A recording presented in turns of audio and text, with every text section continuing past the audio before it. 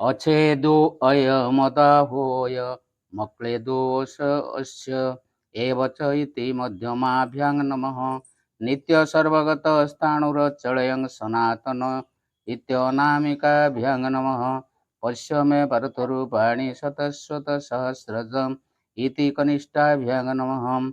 नानाविधानि दिव्यानि नानावर्णानि कृतानि च इति करतलकरपृष्ठाभ्यां नमो नमः। ॐ नैनं छिन्दन्ति शस्त्राणि नैनं दहति पावक इति हृदाय नमः।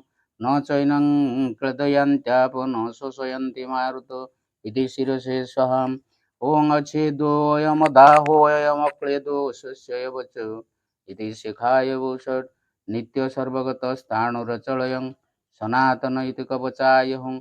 पश्य मे पार्थरूपाणि शतशतसहस्रश इति नेत्रत्रयाय भूषट्। नानाविधानि दिव्यानि नानावर्णानि कृतानि च इति अत्राय फट्।